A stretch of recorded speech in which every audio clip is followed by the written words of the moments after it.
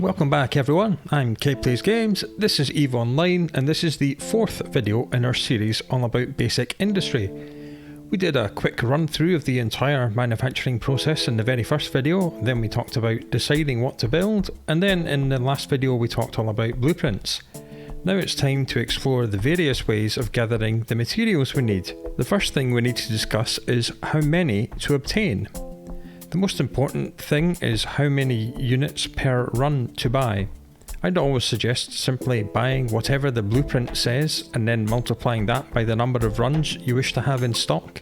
Yes, some facilities will offer you material savings and you'll also benefit from the economy of scale mechanic which we talked about previously, but you cannot always guarantee that you'll be able to take advantage of these. It's entirely possible that all the upwell stations within sensible range of you could either be destroyed or have changed their access rights so you can't dock at them anymore, or perhaps they've put their tax rates really high, or their service module might have run out of fuel because the owner's really lazy. And as we also said in the previous video, sometimes you'll want to forego the economy of scale bonus to produce lower numbers of runs to build things faster. For example, if the prices suddenly shoot up, then you're going to want to get stuff to market as soon as possible. For those reasons, I would always suggest just buying what is listed on your blueprint. If material prices have also had a sudden spike, you get to produce from your stockpile instead of having to buy these suddenly more expensive materials. If you did your market research when deciding what to buy, you'll know how many runs you can produce over which time period to maximise profit without flooding the market and crashing the prices. So this will tell you how many runs worth of materials you need to buy every week or every month.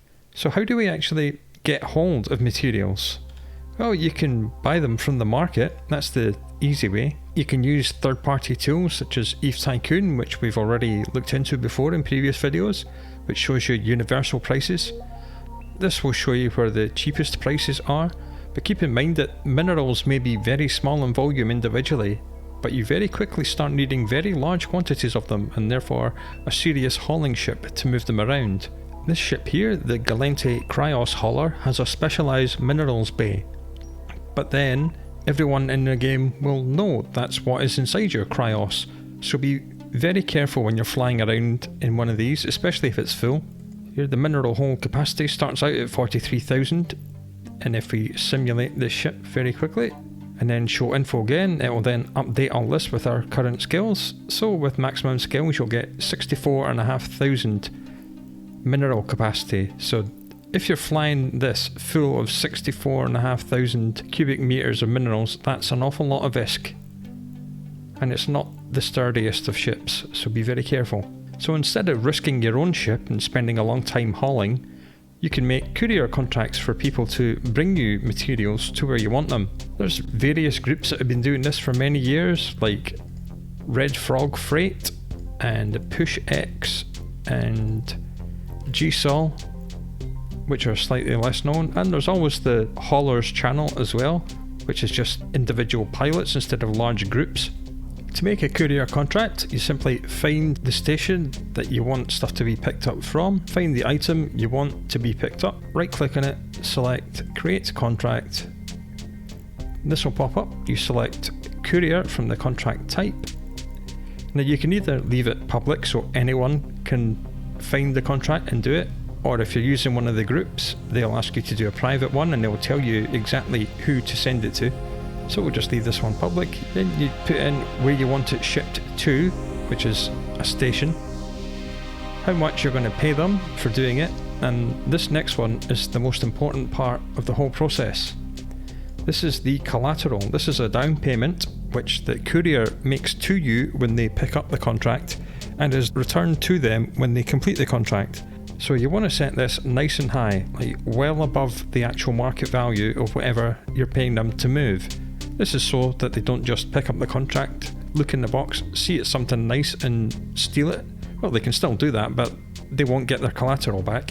How long the contract's going to last, how quickly you need it done, any other descriptions, and just click your way through the wizard and then click submit at the end. Very, very simple. But then you have to hope that someone picks it up and brings it to you pretty quickly. You can try to get materials cheaper by placing buy orders in the market instead of buying them directly from sell orders, But then you have to hope that someone sells them to your order before another order is placed above yours.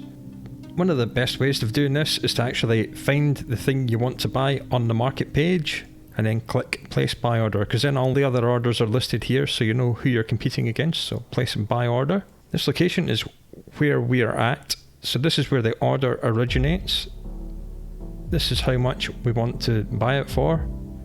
So it's defaulted to this, but obviously you want to be slightly above this one. So we'll say 58.00.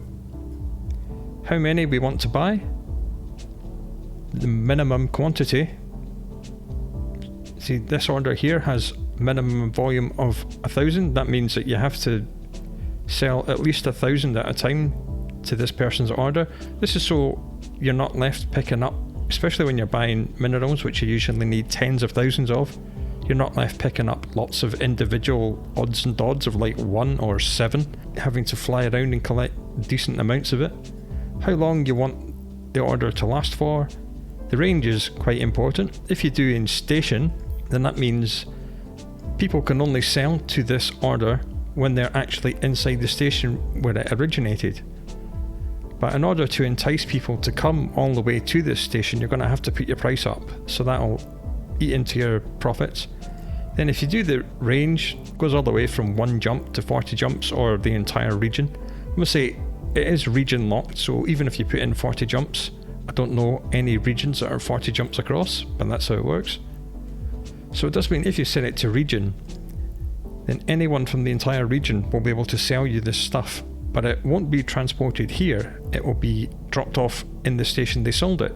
So you're going to have to fly around and collect all the stuff and then bring it back, but this does make it easier for people to sell it to you. So you're going to have to work out whether it's better to have it as station or solar system or region, and how much you're going to have to pay to entice people to do either one of these things. And again, you just click buy and then your order will appear here.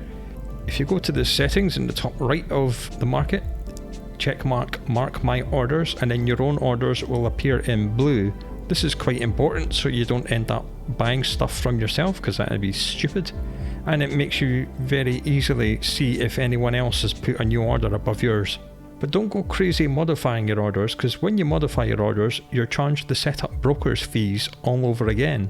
So modifying your orders too much can cost you lots and lots of money. It'll be trial and error over a few months as you test the local market and see which method works for you. So you can buy instantly from these sellers. And you see it'll cost us 60 ISK per unit to buy isogen, or you can place a buy order for 58, which means you'll be saving 2 ISK per unit. And because minerals are gathered in the tens of thousands, this will save you a considerable amount of money.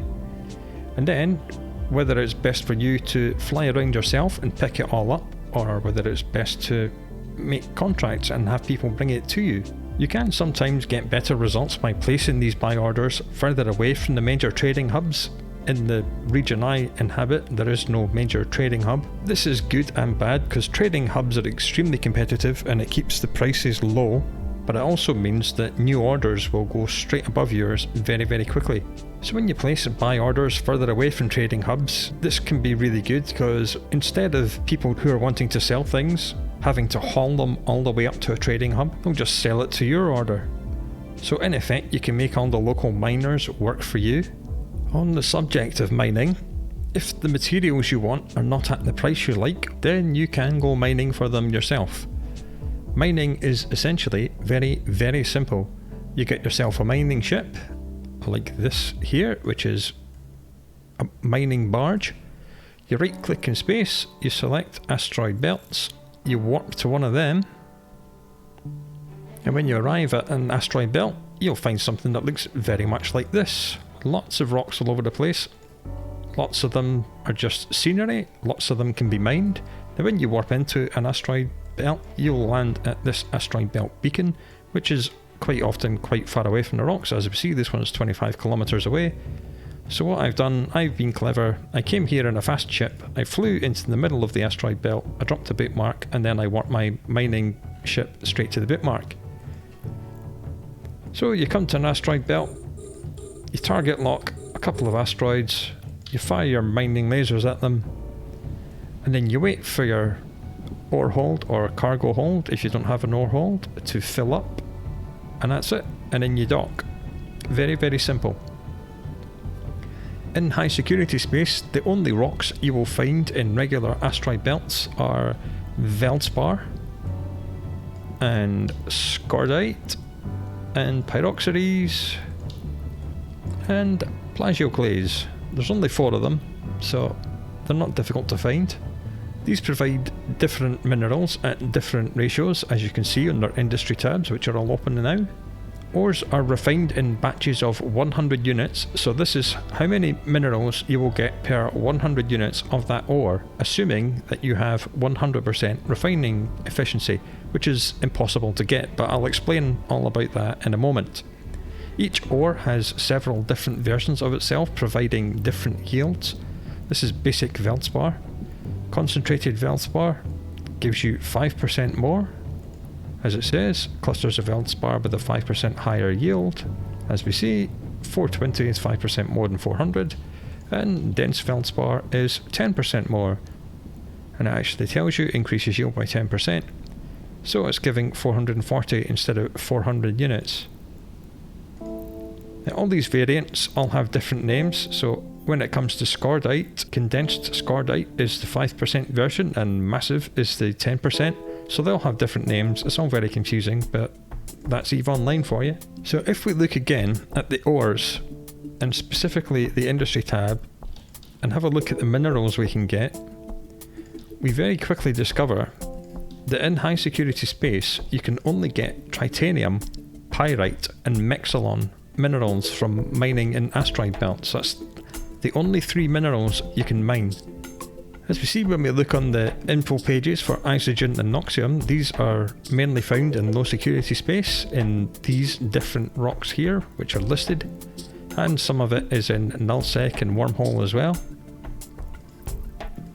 And the really rare ores like Megazite, Zydrine and especially Morphite are only found in null security space. So if you need any of these minerals, do consider just buying them from the market, because you're at serious risk when you're mining in low sec, null sec and wormhole space unless you really know what you're doing. After you've finished harvesting the rocks, you can take them to a station for processing into the raw materials. With low skills, you'll be getting something like 50% yield. The maximum yield you can get from a refinery in an NPC station in high security space is 72.4%. And that is with maximum skills in resource processing and an implant. The skills are reprocessing, which gives you 3% more yield per level, reprocessing efficiency, which adds another 2%, and then there is a separate reprocessing skill for each and every ore. So this one is a Veldspar one, gives you another 2% per level. As we know in high sec, you only get 4 different ores, but that's reprocessing efficiency, Veldspar, Scordite, Pyroxeres and plagioclase processing. That's a lot of skills to max out.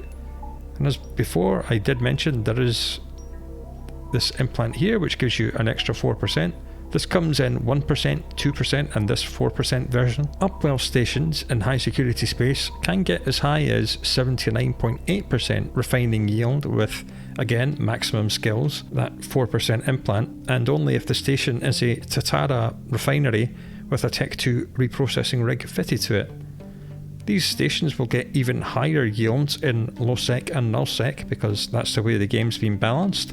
But even then, they top out around 89%, so you can never hit that 100% refinery rate. To find these structures, we can make use of the structure browser, which you find by going to the Neocom menu, Utilities, and Structure Browser. What we'll do, you click Structure Type, select them all, put the service filter on, and click Reprocessing Plant. And this will show you the list of everywhere that refines. If you want to eliminate the NPC stations, just deselect Station here in Structure Type. And the best structures will be the 2 refineries, so you can deselect everything else other than the refineries. Here we are, this is the list of 6 refineries which are within range, which will have much better refining than NPC stations. Now annoyingly, when you mouse over the reprocessing plant thing, all it tells you is a reprocessing tax, which is ISK that you pay to the station owner for making use of the refinery. It does not tell you the reprocessing rate. This one here says they have 4% reprocessing. As we see in the traits for the station, it gives you 2%, so they're saying they have 4%, so they're advertising that they have a rig fitted to this, which has increased the 2% to 4%. But unfortunately, there is no way of proving whether this is or is not the case. At least not easily, because people will lie. They will say, come to us, we have T2 rig, and they'll put that in the name of the station, but when you get there the station actually doesn't have that, and if you're not paying attention you'll just use it anyway. So how can you tell if these people are lying about how good the structure is or not? Well, there's a couple of ways, and both of them include you actually physically travelling out there. First method is to fit a ship scanner to your ship. Now usually you use this to scan ships to see their fitting, but luckily for us it also works on stations, so we'll target lock the station, give it a cycle of the ship scanner, and here we are. This is what is fitted to this refinery. So as we see in their fit, this is the one that advertised themselves as having 4%. Well, the only rig I'm seeing here is a moon drill rig. I'm not seeing any kind of reprocessing rigs. So let's dock and investigate further. Docking request accepted. The second method is to bring with you a little sample of your ore. Right click, select reprocess, and mouse over. So it's saying 73.8, and from the figures I have here, which I have worked out beforehand, this is an Athenor station and it has no rig, so it's only getting 73.8. So their claim at calling this station 4% is a lie. Or maybe it was correct, maybe they previously had a rig but they've taken it off. If it had a rig, this would be 75.3, but it's not, it's only 73.8. So you do need to do your research and actually check what kind of yields these places are offering. Even if you find a good station which has rigs and a really good refining rate, then moving around large volumes of raw ore can be extremely troublesome, because raw ore is even larger than minerals are, and you'll be moving millions of units around. But you can compress ores into much smaller volumes. NPC stations do not offer compression services, but any upwell station which has a refining service will compress your ore. So again, we'll go back into Structure Browser, and we know now we don't need a refinery. Everything but a station, as long as it has the service reprocessing plant, it will compress. So this gives us more options. To compress, you simply put 100 units of ore, you simply right click it, select compress. Now check out the change in volume here. This 100 units of Veldspar takes up exactly 10 cubic meters, and after compression, boop, it goes down to 0.2.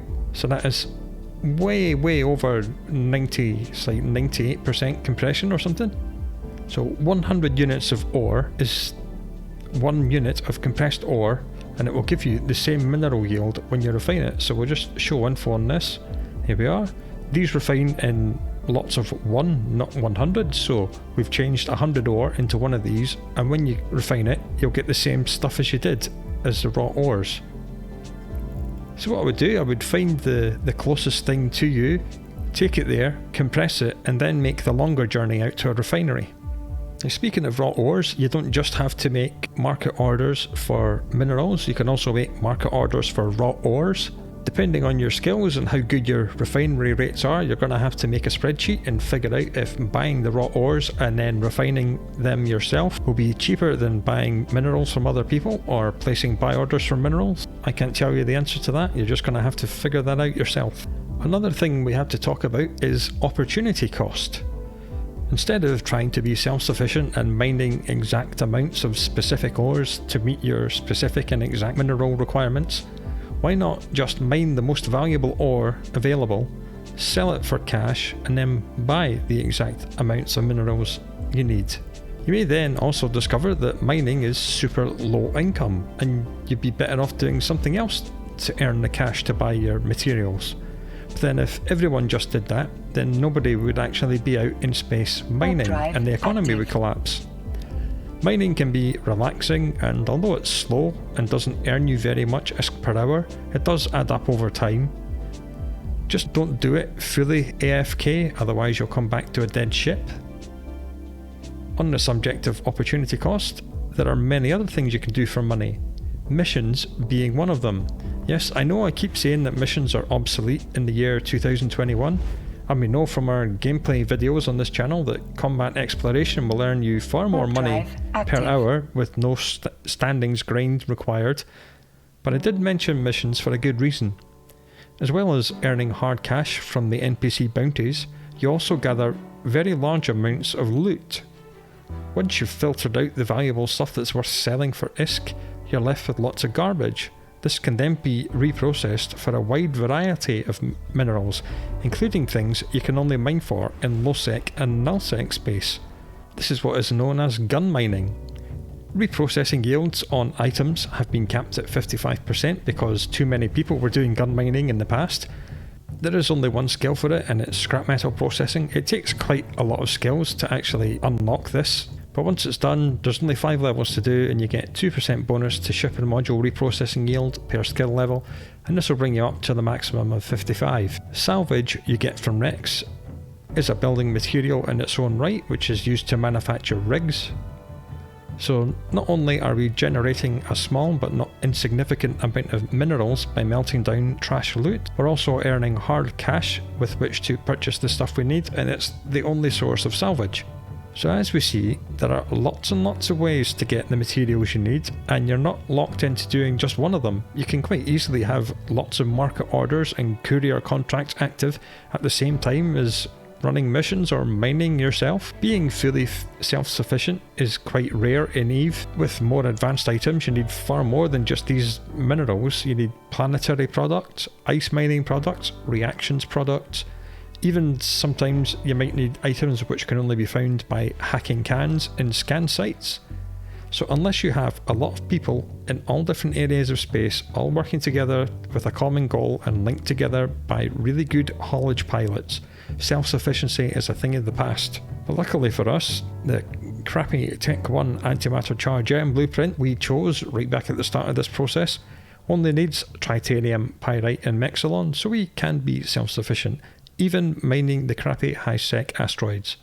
In the next and last video in this series on basic industry, we'll talk about actually selling our items and converting all of this hard work into ISK. I'm not going to go back over the process of finding a manufacturing facility and installing jobs because that's quite simple and we covered it way back in the first video of this series. Nothing else needs to be said about that. So until you come back for the conclusion of this series where we make lots of money, do take very good care of yourselves. I will talk to you later.